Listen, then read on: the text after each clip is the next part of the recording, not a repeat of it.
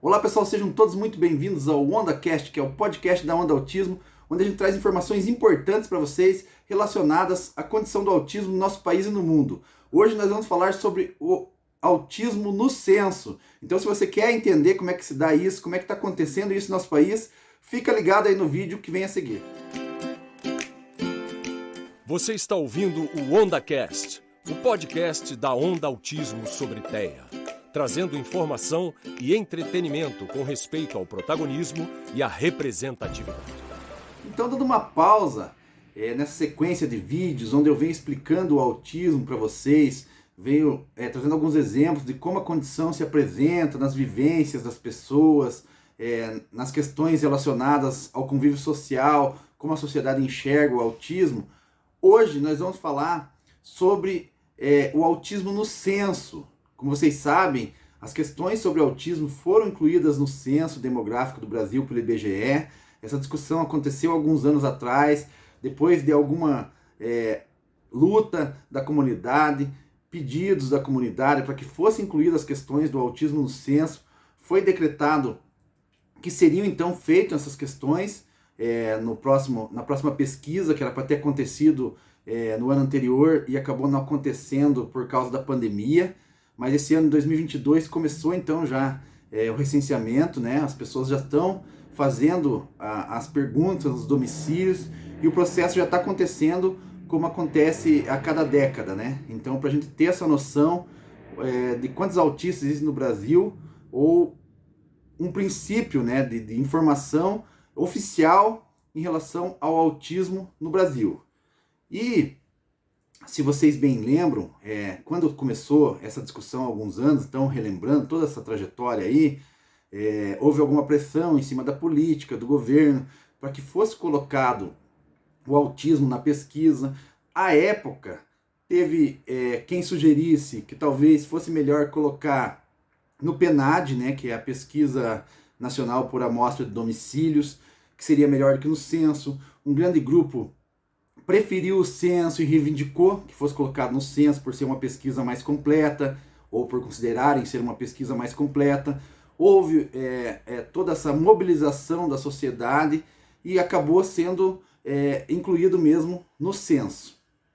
Quando a gente solicita, quando a gente pede, quando a gente anseia por alguma ação, principalmente por parte do Estado, as pessoas às vezes se mobilizam, mas não entendem direito o que estão pedindo, né? Logo depois, ou um tempo depois que foi incluída a questão do autismo, foi definido que o autismo ia ser colocado no censo, houve discussão também na questão de que seria incluído lá no questionário, se seriam incluídos apenas casos já com laudo, né, com diagnóstico decretado, ou se seriam incluídos casos suspeitos também. Houve um grupo que defendia que deveriam ser incluídos também os suspeitos, já que no Brasil é difícil o diagnóstico. Outro grupo que dizia que não, que tinha que ser só quem tem o laudo para ter um dado mais oficial. Nessa mesma discussão que ocorreu, foi informado pelos organizadores do censo, pelo próprio IBGE, que mesmo que tivesse essa discussão, não teria como ser mudada essas perguntas, porque é algo que já tinha sido definido dentro de um programa, que não teria viabilidade de incluir mais perguntas ou de retirar perguntas. Então, na verdade, no Brasil, como sempre, a discussão veio depois de já ter definido como é que ia ser feito. E, enfim, houve também essa mobilização. Na época, eu fiz uma live falando sobre essas questões, sobre as vantagens que eu via, as desvantagens de incluir só quem tivesse laudo ou de incluir quem tivesse suspeita, né? Eu rapidamente posso retomar que eu falei que, por exemplo, se você incluir só quem tem laudo, você poderia deixar muita gente de fora, já que no Brasil é difícil você conseguir pelo SUS, como a gente sabe, as pessoas não têm condição de pagar um profissional especializado. O próprio fato de encontrar profissionais especializados para fazer esse diagnóstico já é difícil. Nos grandes centros já há alguma dificuldade, fora dos grandes centros, das capitais, nos interiores do Brasil, é mais difícil ainda. Então seria um número que talvez não fosse tão fidedigno. Por outro lado, se você inclui apenas quem tem o laudo e dá um número muito abaixo de uma média mundial, também a gente poderia usar isso como dado do que no Brasil as pessoas não estão conseguindo o diagnóstico. Não que tem muito que tem menos autistas que no resto do mundo. Porque não pode dar uma discrepância tão grande, considerando que o autismo, a gente já sabe, é um fator genético, não há, a princípio, um determinismo geográfico no autismo, né? Então, se desse um número muito abaixo no Brasil, ou se der um número muito abaixo, quer dizer que o Brasil não está fazendo o diagnóstico direito, o diagnóstico precoce não está funcionando no Brasil como a lei garante, ou a lei deveria garantir que acontecesse. A lei 12764 prevê lá que as pessoas têm direito ao diagnóstico e ao tratamento precoce. Então também seria um dado a ser analisado. Então os dados, você pode, tendo dados oficiais e concretos, você pode utilizá-los de diferentes maneiras, dependendo de como você trabalhar esses dados. Então tudo seria válido.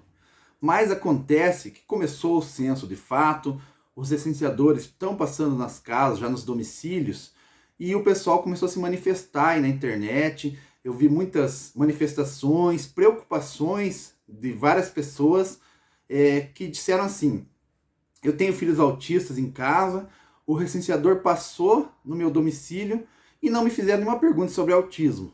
Então como que a gente vai ter um dado no Brasil se não estão fazendo as perguntas sobre autismo em todos os domicílios? Ou se eu tenho filhos autistas, ou se eu sou autista e não me perguntaram sobre autismo. Isso é um absurdo, tem que mudar, a gente tem que incluir isso logo, tem que se mobilizar para fazer a inclusão dessas perguntas para que a gente tenha um número oficial. Será que vamos continuar na invisibilidade? E todas essas questões. Então eu vou explicar para vocês, porque como eu disse, às vezes as pessoas reivindicaram lá atrás que fosse colocado no censo, mas nem entendiam direito como que isso é trabalhado, como que isso funciona. Então, o IBGE é um órgão do governo que tem grande credibilidade, né? As suas pesquisas, o censo vem sendo feito desde a década de 1940, com dados precisos, com dados confiáveis. O IBGE é, sim, muito confiável, né? É importante falar que ele tem independência do governo, ele trabalha de forma independente, então não tem um viés político ali envolvido, mas existe um processo para fazer esse recenseamento, existe um processo para fazer essas entrevistas e para fazer essa pesquisa. Então, as pessoas estão ficando preocupadas, né? Porque eu disse também nessa live, quando eu fiz lá atrás há algum tempo, se alguém achava que com o censo, ou com o PNAD, ou com qualquer pesquisa que fosse feita, a gente ia ter um número exato de quantos autistas existem no Brasil, essa pessoa ia se decepcionar, porque isso não vai acontecer, e muito menos vai acontecer na primeira pesquisa que a gente vai fazer no Brasil, porque não tem como você saber exatamente o número de autistas que existe no Brasil, por vários fatores, de novo, porque as pessoas não conseguem o diagnóstico, porque não tem como passar em todos os domicílios, não é assim que a pesquisa é feita. Então, o que a gente vai ter a princípio é uma estimativa, que pode estar aquém do que a gente esperava, ou além do que a gente espera, a gente não sabe ainda o que vai acontecer. Mas como que é feita essa pesquisa? Então, dependendo do município, é pego uma porcentagem da população, dependendo da quantidade de habitantes do município, é pego uma porcentagem da população ou de domicílios a serem visitados. Então, se o município é um pouco menor, a porcentagem de domicílios a serem visitados é maior. Se o município é muito grande, uma capital com milhões de habitantes, aí a porcentagem de domicílios é menor. Dentro dessas porcentagens de domicílios que são visitadas, ainda existem dois tipos de questionários. Um mais básico, né, e o outro mais completo. E esses questionários básico e completo, como são feitos também, são feitos de maneiras planejadas pelo programa do censo. Não é o recenseador, a pessoa que está fazendo o questionário que escolhe. Então você pega, dependendo de volta do número de habitantes, uma porcentagem ele vai fazer o questionário básico, na verdade, ele é feito em toda a porcentagem que está prevista, dependendo do número de habitantes daquele domicílio. Então o questionário básico, vamos dizer que é um domicílio menor, e vai ser feita essa pesquisa em 50% dos domicílios. Então o questionário básico é feito em toda essa porcentagem dos domicílios. Metade dos domicílios vão passar pelo questionário básico. O questionário mais específico, mais completo, ele é feito em uma porcentagem menor também, dentro desses 50% selecionados, dependendo também, ou 50%, ou 25%, ou 20%, ou 5%, dependendo do tamanho do município. E esse também é escolhido de maneira aleatória pelo programa. Mas esse aleatório não é tão aleatório assim. Ele tem um sistema onde ele escolhe o tipo de domicílio onde deu uma amostra mais precisa, dependendo de vários fatores que estão lá no programa. Como assim? Dentro de tal classe social, de tal tipo de domicílio, vai ser feito um tanto de questionário completo. Dentro dos domicílios de classe mais alta, esse mesmo tanto. Dentro de domicílios, dependendo da religião, se é católica, se é evangélica ou outra religião, vai ser feito o questionário completo. Para você ter um número mais preciso em todas as classes sociais, em todas as religiões, em todos os tipos de domicílio, né? Você vê lá, pergunta até se a pessoa tem computador em casa, não tem computador. Então nisso ele vai pegando as porcentagens a se fazer esse questionário completo, para você poder tirar dados de todos esses aspectos da sociedade, de modo que você tenha um dado preciso que abranja ou reflita a sociedade brasileira em todos os seus aspectos mais específicos, para você não deixar ninguém de fora. Mas é importante dizer que não serão feitas perguntas em todos os domicílios, como alguém possa ter pensado, e que o questionário completo menos ainda. Não vai ser feito em todos os domicílios selecionados o questionário completo. Mas a gente consegue, através de estimativas, estatísticas, ter um dado bem confiável, sim. Isso não é uma coisa só do Brasil, uma coisa mundial, é baseado em outros institutos mundiais, então é preciso. Então vai acontecer de passar, passou na minha casa, eu tenho 2 filhos autistas e nem me perguntaram sobre autismo. Como é que eles vão saber que eu tenho 2 filhos autistas? Eles não vão saber que você tem 2 filhos autistas, mas eles vão saber que naquela região existe uma porcentagem, mesmo que não tenham feito a pergunta na sua casa. Porque vão fazer pergunta em outras casas que também terão autistas, vão fazer a pergunta em outras casas que não terão autistas. Porque senão você podia pensar, mas passaram na minha casa, eu não tenho filho autista e não me perguntaram sobre autismo. Como é que eles vão saber que eu não tenho filho autista também? Então, feito por esse tipo de amostragem, independente uma região da outra, dependendo das características de cada região, dependendo das características específicas dos estados, dos municípios, ele vai selecionando de modo a dar esse dado mais completo. Então, não precisa fazer alarde, não adianta se preocupar que eu tenho filhos autistas, eu sou autista e não me perguntaram. Não adianta fazer pressão para mudar as questões agora, ou para incluir questões no censo. Como eu disse lá atrás, quando estava se discutindo o que deveria ser colocado, o IBGE já informou, não tem como alterar o questionário agora. Então, o censo vai servir para a gente começar a ter uma estimativa, para a gente começar a ter uma base e trabalhar a partir desses dados.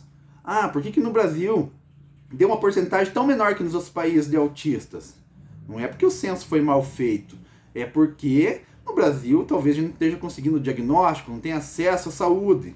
Então a gente vai trabalhar com esses dados depois para poder entender, mas isso é só um início. Não vai dar um número exato de autistas no Brasil e nem é essa a intenção, porque agora, nesse momento, a gente não vai conseguir isso.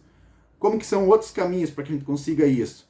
É cobrar a lei que instituiu a carteira de identificação da pessoa com transtorno de espectro autista, porque esse sim pode ser um dado mais preciso. A partir do momento que você consegue ter a carteira no seu estado e que as pessoas se mobilizem para fazer essa carteira, isso pode servir como um dado importante, porque você faz a carteirinha ficar registrada no estado que lá tem pessoas autistas na sua casa. Então, no seu domicílio tem 2 autistas, porque você fez a carteirinha, é um documento oficial e o estado vai saber que tem essas pessoas autistas ali. Então, existem vários meios, vários fatores de a gente conseguir um número e cobrar também para que sejam feitas políticas públicas, que não vai ser o censo que vai definir, não vai ser o censo que vai dar um número exato. Se era o melhor caminho colocar no censo as questões relacionadas ao autismo, se deveria ter sido colocado no PNAD, isso é uma discussão que ocorreu lá atrás e foi decidido que o preferido que colocasse no censo. Agora, tem outros caminhos a gente seguir? Tem. Tem outras cobranças a gente fazer? Tem. Não é essa de mudar a pergunta agora no censo ou de questionar porque não me foi perguntado. Porque esse é um processo que já existe do IBGE há muitas décadas, que foi se aprimorando, perante as décadas foram passando, foi se aprimorando, e não é agora porque entrou o autismo que vão mudar tudo. Então o censo não serve só para o autismo, ele serve para várias questões da população em nosso país, O autismo é mais um fator, foi uma conquista, sim, ter conseguido colocar lá, e a partir daqui a gente vai trabalhar os dados. Então, a gente tem que cuidar para não espalhar desinformação, para não cobrar o que não cabe, porque realmente não cabe querer mudar a pergunta do censo agora. Eu entendo que as pessoas às vezes ficam meio aflitas, meio desesperadas, e também por não entenderem o processo, fazem cobrança, às vezes as pessoas começam a compartilhar, as pessoas cobrando isso, também sem entender. Então eu resolvi fazer esse vídeo visando esclarecer essas questões, visando trazer uma luz aí sobre a questão, porque as pessoas não fiquem tão preocupadas assim. Então, claro que a gente não vai deixar de cobrar políticas públicas, a gente não vai deixar de cobrar um número mais fidedigno de quantos autistas existem no Brasil, a gente não vai deixar de cobrar o porquê que as pessoas não conseguem diagnóstico no Brasil, mas querer questionar o censo ou querer mudar agora o processo realmente é inviável. Então espero que eu tenha conseguido esclarecer aqui para vocês. Se você gostou, curte o vídeo aí, compartilha com os amigos que também estão aflitos e não entenderam bem essa questão. Se inscreve no canal, porque a gente sempre está trazendo informações boas aqui. Como eu disse, a gente deu uma pausa nos vídeos, ainda estava explicando sobre o autismo e tudo mais, para falar de uma questão relevante e importante agora no momento. Mas a gente volta sempre com ações, com informações importantes para todo mundo aqui. Então se inscreve no canal. Obrigado e até o próximo vídeo aí, onde a gente vai ter novas conversas sobre o autismo, novos entendimentos, sempre tentando trazer para vocês aqui as informações precisas, as questões mais modernas em relação ao autismo, as questões sociais em relação ao autismo, que são muito importantes, sempre buscando trazer essa conscientização e a inclusão das pessoas autistas na sociedade. Obrigado, pessoal, e até a próxima. Você está ouvindo o OndaCast, o podcast da Onda Autismo sobre TEA, trazendo informação e entretenimento com respeito ao protagonismo e à representatividade.